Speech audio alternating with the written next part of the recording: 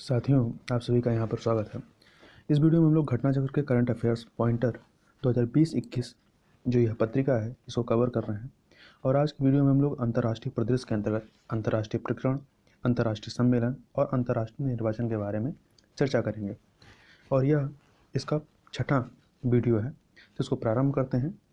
सबसे पहले हम लोग बात करेंगे कि 27 नवंबर 2020 को हुआ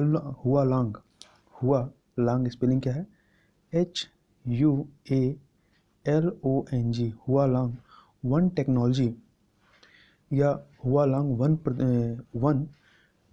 प्रौद्योगिकी, ठीक है, इससे युक्त चीन के पहले परमाणु रिएक्टर को ग्रिड से जोड़ा गया है। तो याद रखिएगा, यह हुआलांग वन टेक्नोलॉजी जो है यह किस देश की है? चीन की है। और यह चीन की तृतीय पीढ़ी की नाभिकीय ऊर्जा प्रौद्योगिकी या नाभिकीय ऊर्जा टेक्नोलॉजी है।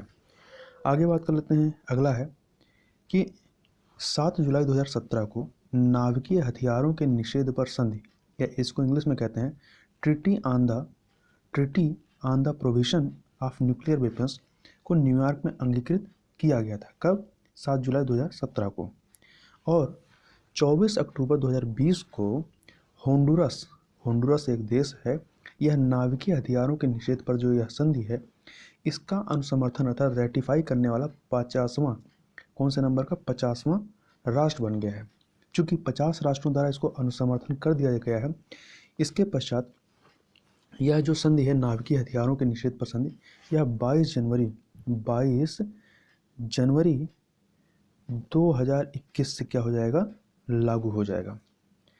आगे बात कर लेते हैं कि 23 अक्टूबर 2020 को संयुक्त राज्य अमेरिका ने सूडान को आतंकवाद के प्रयोजकों, जो स्पॉन्सर राष्ट्रों की एक सूची है, उससे बाहर करने की घोषणा की है। तो याद रखिएगा, किसको बाहर करने की घोषणा की है? तो सूडान को, अफ्रीकन कंट्री सूडान को। आगे बात कर लेते हैं। 16 अक्टूबर 2020 को अंतर्राष्ट्रीय मुद्रा कोष अर्थात IMF, इंटरनेशनल मॉनेटरी फंड का 190 नंबर का सदस्य बना है। तो कौन सा देश है? एंडोरा। तो एंडोरा जो है 190वां जो है IMF का सदस्य बना है।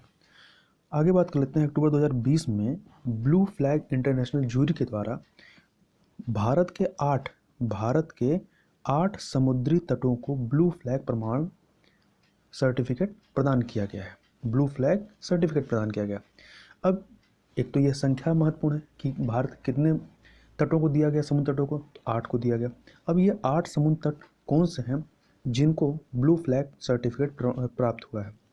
तो इसमें पहला है गुजरात के द्वारका में स्थित शिवराजपुर, दूसरा है दमन दीव के दीव में घोघला, और कर्नाटक के कासरकोड व पदुबिदरी में कौन कौन? कर्नाटक के कासरकोड एवं पदुबिदरी को, और केरल के कप्पड़, तथा इसके अलावा आंध्र प्रदेश के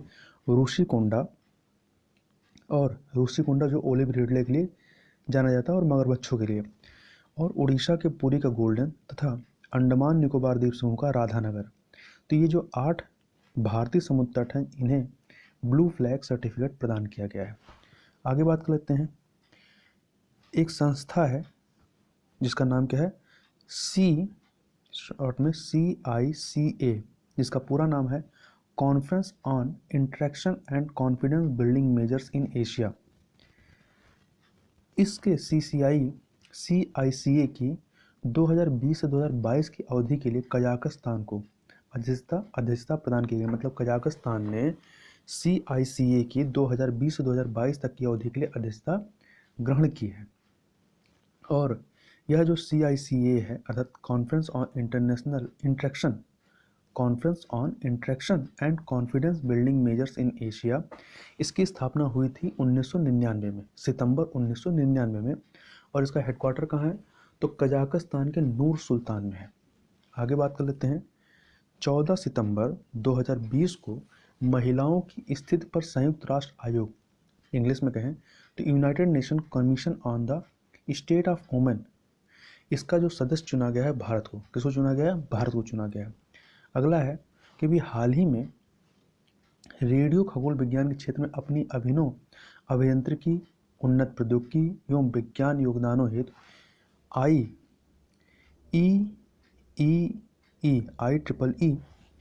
इसका पूरा नाम है Institute of Electrical and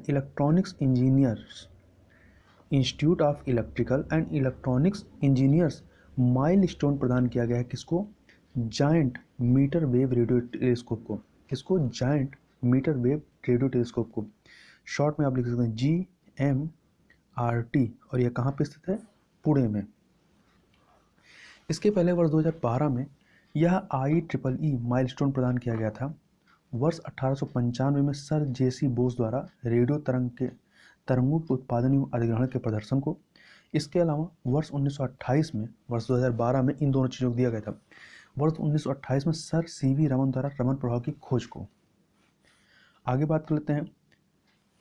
Arab जगत में निर्मित होने वाला पहला नाभिकीय ऊर्जा संयंत्र है जिसका नाम है बराह, इसको आप ऐसे लिखते हैं बराह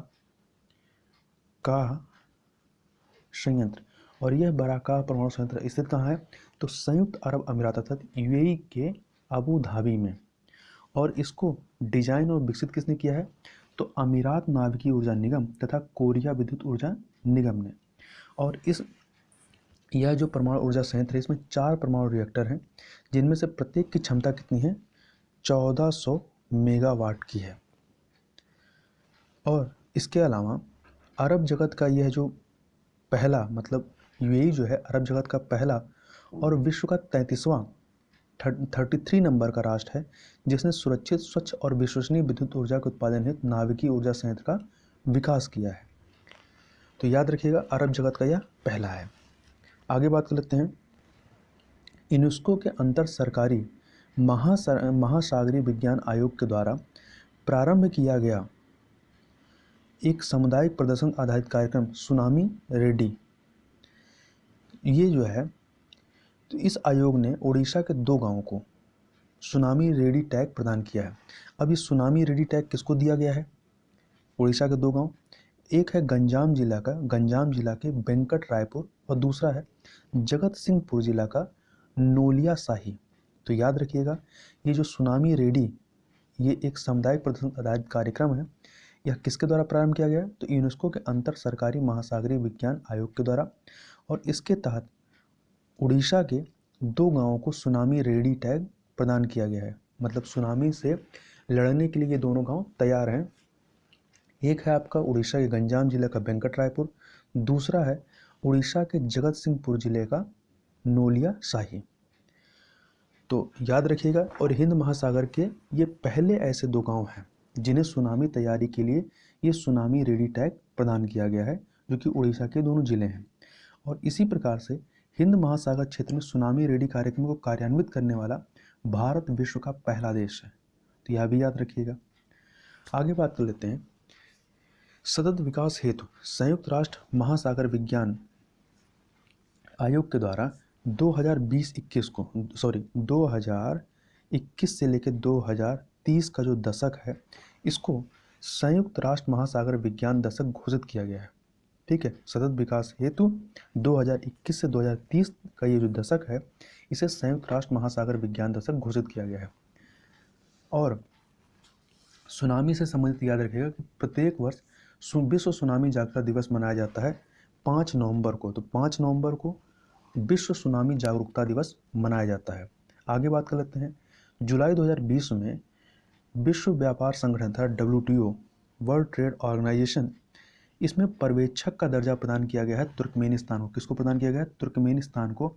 और यह विश्व व्यापार संगठन का 25वां जो है पर्यवेक्षक देश है।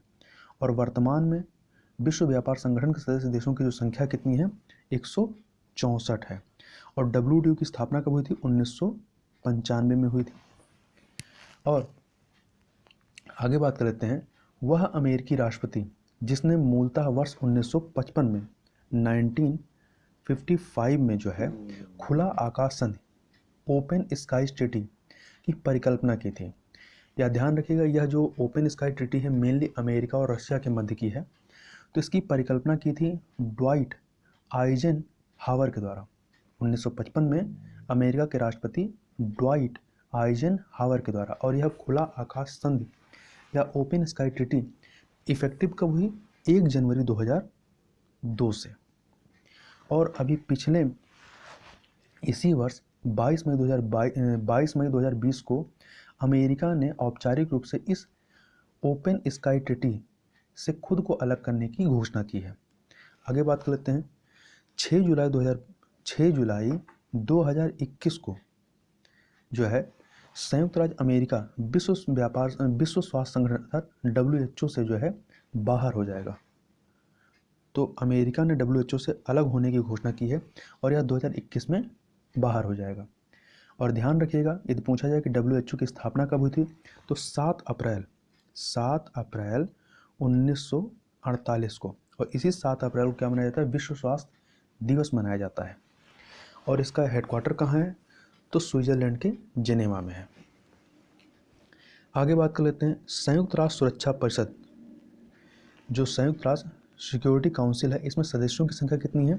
तो 15 है, जिसमें से 5 स्थायी हैं जो बदलते नहीं हैं, और 10 जो हैं अस्थायी होते हैं जिनका हर 2 साल के लिए चुनाव होता है। तो अभी 17 जून 2020 को संयुक्त राष्ट्र सुरक्षा परिषद में अस्थायी सदस्य के रूप में एशिया प्रशांत क्षेत्र से जो है भारत को चुना गया है। और यह 8वीं बार है जब भारत को चुना गया है इसके सदस्य के रूप में। और सर्वप्रथम जो है भारत संयुक्त राष्ट्र सुरक्षा परिषद का अस्थायी सदस्य कब बना था? 1950-51 में, 2 वर्षों के लिए बना था। तो एक तो भारत चुना गया, 5 देशों को चुना गया होगा 2 वर्षों के लिए, तो भारत एक हो गया। इसके अतिरिक्त जो 4 अन्य देश चुने गए हैं उनके भी नाम महत्वपूर्ण हैं। कौन कौन से चुने गए हैं? इसमें है आयरलैंड, दूसरा है केन्या, तीसरा है मैक्सिको और नॉर्वे। तो याद रखिएगा 2021-22 के लिए, मतलब 2 वर्षों के लिए 5 देशों को अस्थायी सदस्य के रूप में चुना गया है संयुक्त राष्ट्र सुरक्षा परिषद के। पहला है भारत, दूसरा है आयरलैंड, तीसरा है केन्या, चौथा है मैक्सिको और 5वां है नॉर्वे। आगे बात कर लेते हैं कृत्रिम बुद्धिमत्ता पर निर्मित वैश्विक साझेदारी, जो शॉर्ट में हम लोग कहते हैं GPAI, जिसका इंग्लिश में नाम है global partnership on artificial intelligence. इसको जो है 15 जून 2020 को लॉन्च किया गया है। और इस GPAI global partnership on artificial intelligence के संस्थापक सदस्यों में भारत भी शामिल है। और इस GPAI global partnership artificial intelligence के सचिवालय की स्थापना जो है वो आर्थिक सहयोग और विकास संगठन OECD, Organisation of Economic Co-operation and Development, जो कि आपके फ्रांस के पेरिस में स्थित है, तो इसी का जो हेडक्वार्टर है उसी में इसका GPAI का सचिवालय को स्थापित किया गया है। और इस GPAI global partnership on artificial intelligence के 2 विशेषज्ञ सेंटर स्थापित किए गए। कहाँ कहाँ पे? एक मॉन्ट्रियल में और दूसरा पेरिस में। एक मॉन्ट्रियल में, दूसरा पेरिस में। आगे बात कर लेते हैं 5 जून 2020 को 8 लोकतांत्रिक, कितने? तो याद रखिएगा 8 लोकतांत्रिक देशों, इनमें कौन कौन शामिल है? America, Germany, Britain, Japan, Australia, Canada, Sweden, Norway और यूरोपियन संसद। ठीक है, 8 देश हो गए। कौन से? America, Germany, Britain, Japan, Australia, Canada, Sweden, Norway, और एक ऑर्गेनाइजेशन है यूरोपियन संसद। तो ये 8 लोकतांत्रिक देश के सांसदों ने जो है चीन पर अंतर संसदीय गठबंधन IPAC का गठन किया है। आगे बात कर लेते हैं कि एमनेस्टी इंटरनेशनल जो संस्था है, इसके द्वारा प्रत्येक वर्ष विश्व में मृत्युदंड से संबंधित आंकड़ों का प्रकाशन किया जाता है।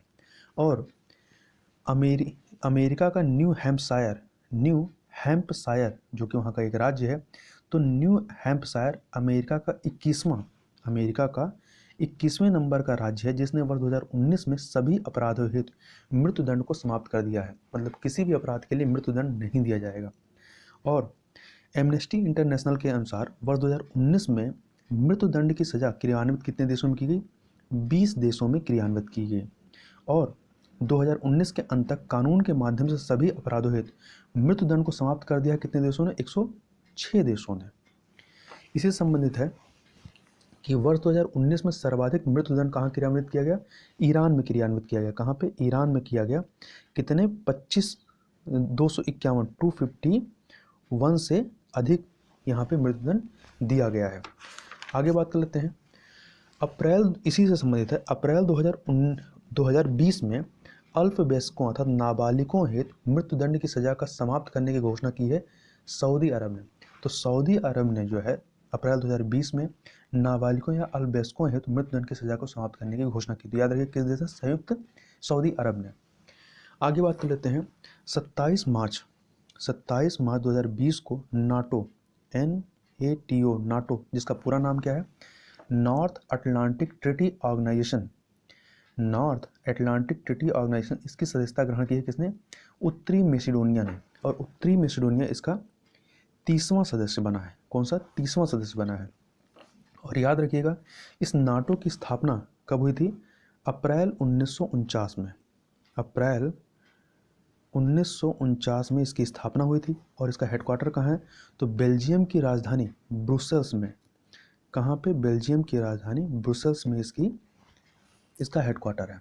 आगे बात कर लेते हैं कि मार्च 2020 में सिप्री एक संस्था है जो कि हथियारों संबंधित आंकड़े जारी करती है। तो सिप्री के द्वारा जारी अंतर्राष्ट्रीय शस्त्र हस्तांतरण प्रवृत्तियां 2019 नामक रिपोर्ट के अनुसार वर्ष 2015 से लेकर 2019 की अवधि में विश्व का सबसे बड़ा शस्त्र निर्यातक मतलब बेचने वाला देश कौन सा रहा है? अमेरिका रहा है। और अमेरिका 2015 से 19 की अवधि में विश्व के कुल शस्त्र निर्यात में 36% का योगदान करता है। मतलब 2015 से 19 की अवधि में जितने शस्त्रों का बिक्री की गई है मतलब बेचा गया उसका 36% अकेले अमेरिका ने बेचा है। और तो ये बेचने वाला है। और इस अवधि में सबसे बड़ा खरीदारक मतलब आयातक कौन रहा है जिसने खरीदा है? तो नंबर 1 पे रहा है सऊदी अरब और दूसरे नंबर पे कौन रहा है? भारत रहा है।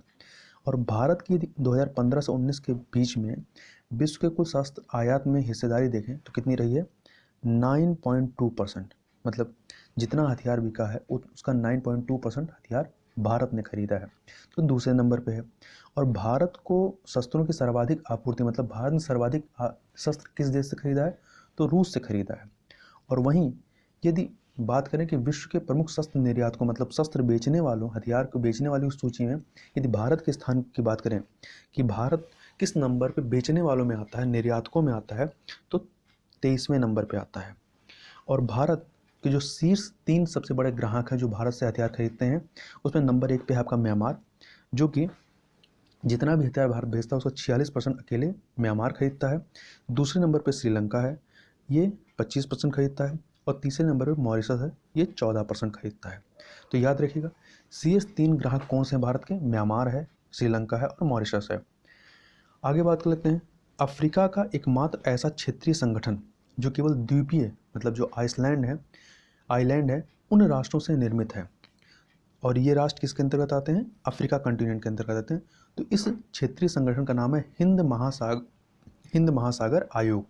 तो हिंद महासागर आयोग जो है ये अफ्रीका का एकमात्र ऐसा क्षेत्रीय संगठन है जो केवल आइलैंड द्वीपीय राष्ट्रों से निर्मित है।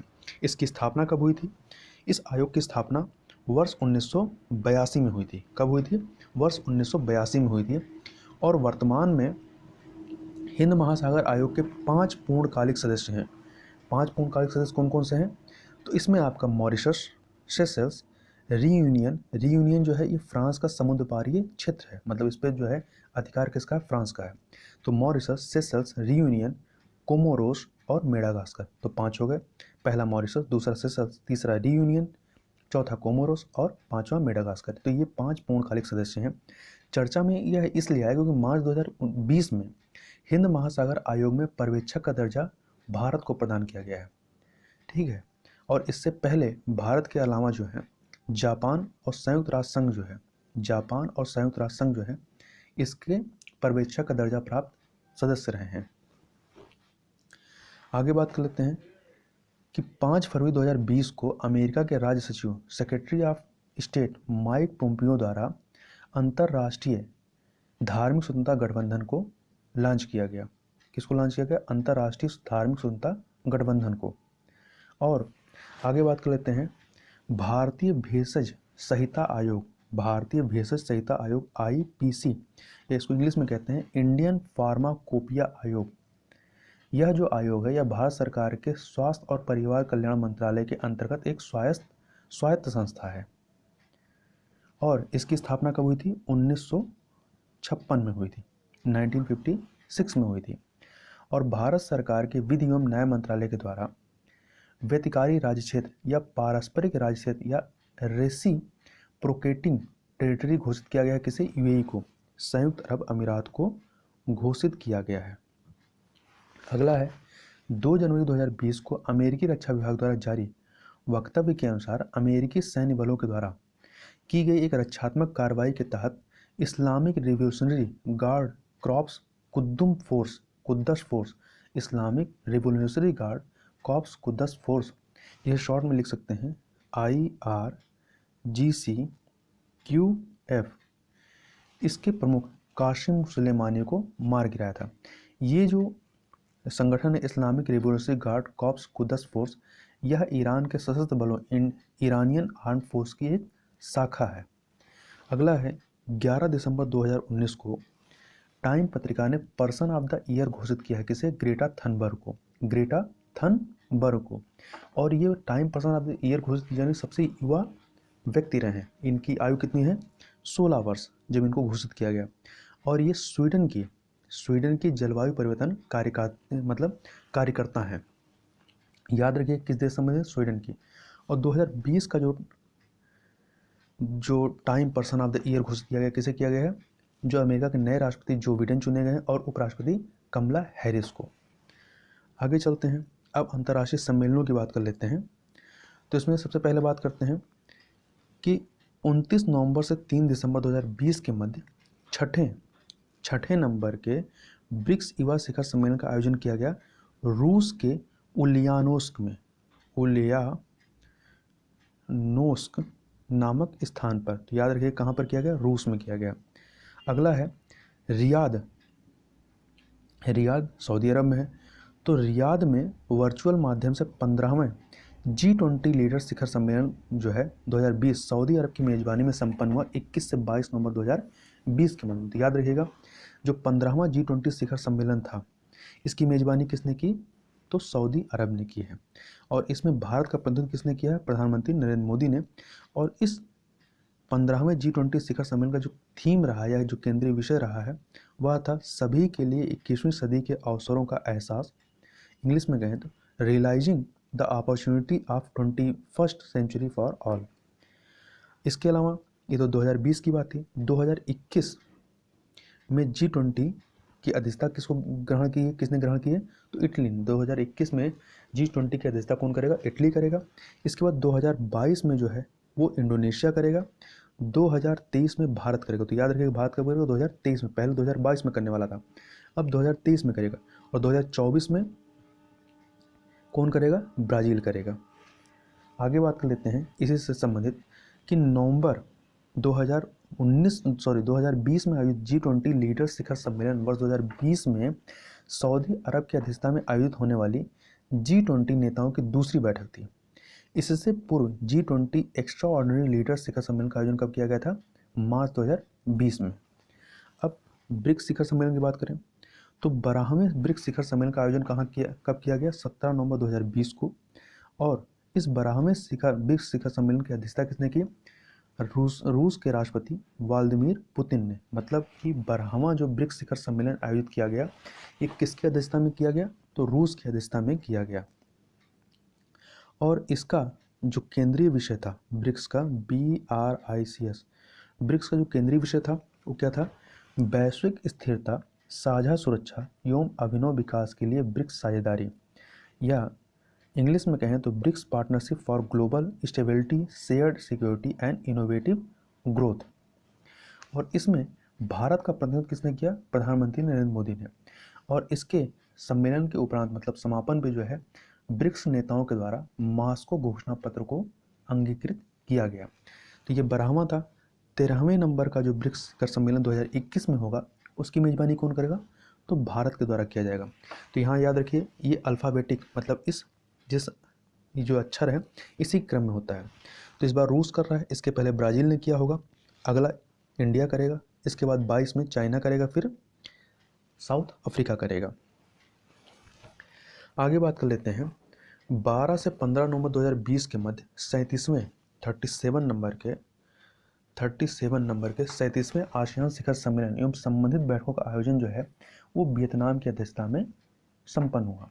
और इसके अलावा 15वें पूर्वी एशिया शिखर सम्मेलन 15th ईस्ट एशिया समिट का आयोजन भी जो है 14 नवंबर 2020 को वियतनाम के प्रधानमंत्री गुयेन शुआन फूक की अध्यक्षता में आयोजित किया गया वर्चुअल प्रारूप में। और इसमें भारत का प्रतिनिधित्व किसने किया? विदेश मंत्री एस जयशंकर ने। इसके साथ ही यदि इस ईस्ट एशिया समिट या पूर्वी एशिया शिखर सम्मेलन की बात करें तो यह एक अद्वितीय मंच है जिसमें एशिया प्रशांत क्षेत्र के 18 देश, कितने? 18 देश शामिल। अब 18 देश कौन से हैं?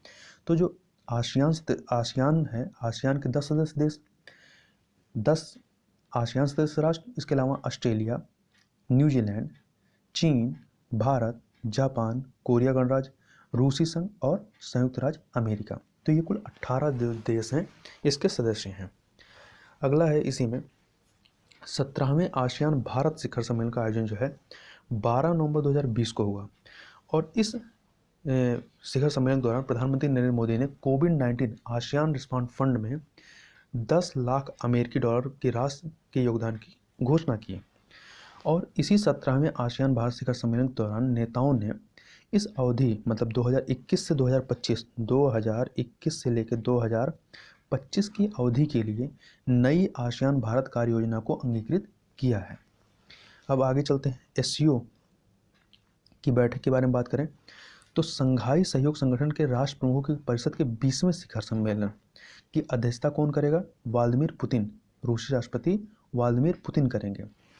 और इसमें जो है जो अध्यक्षता की इन्होंने की और इसका भारत का जो नेतृत्व किसने किया? प्रधानमंत्री नरेंद्र मोदी ने। और भारत जो है एससीओ का पूर्ण सदस्य कब बना? 2017 में। तो भारत के साथ पाकिस्तान भी जो है 2017 में एससीओ का पूर्ण सदस्य बना है। और एससीओ जो है 2021 में अपना 20वां वर्षगांठ मनाएगा।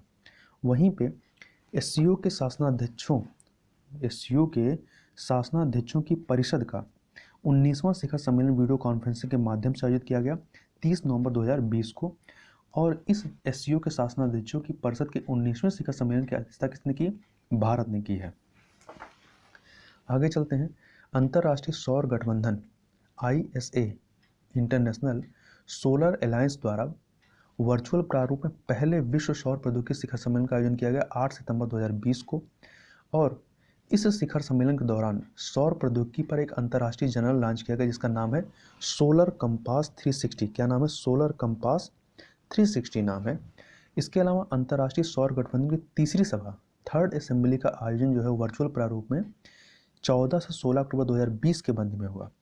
जबकि इसका जो पहली सभा जो आयोजित हुई थी वो कब हुई थी? 2018 में ग्रेटर नोएडा में। और दूसरी जो हुई थी 2019 में नई दिल्ली में। इसके अलावा अंतर्राष्ट्रीय सौर गठबंधन की तीसरी सभा के दौरान जो आपका अक्टूबर 2020 में हुआ है, इस दौरान 2 वर्षों के कार्यकाल के लिए इंटरनेशनल सोलर अलायंस का अध्यक्ष भारत को चुना गया है, जबकि इसका सह अध्यक्ष जो है वो फ्रांस को चुना गया है।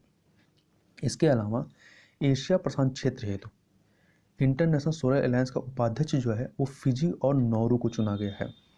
आगे बात कर लेते हैं। भारत और ऑस्ट्रेलिया के प्रधानमंत्रियों के बीच पहले वर्चुअल शिखर सम्मेलन का जो आयोजन हुआ वो 4 जून 2020 को हुआ।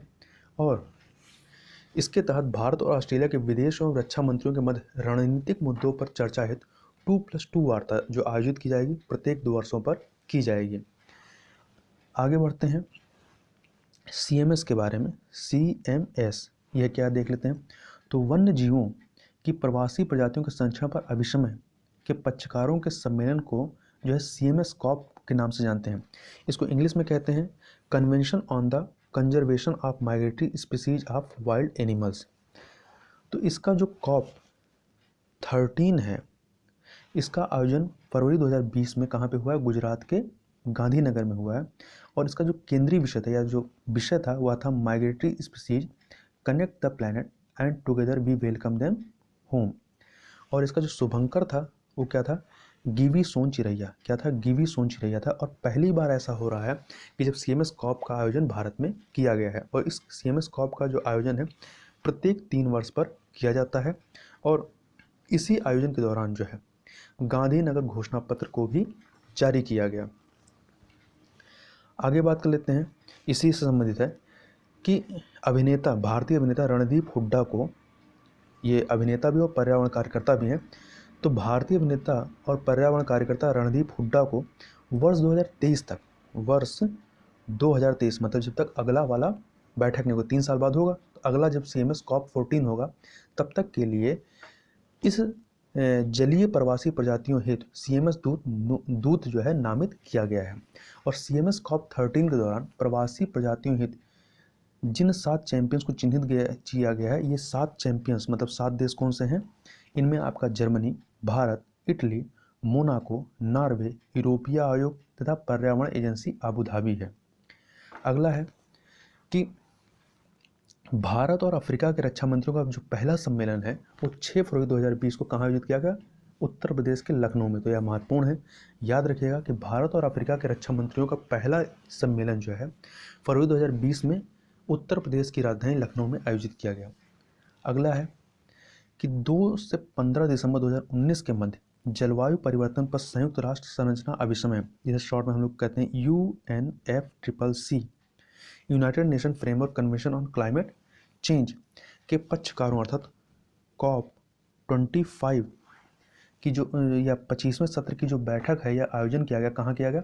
स्पेन के मैड्रिड में, स्पेन की राजधानी मैड्रिड में।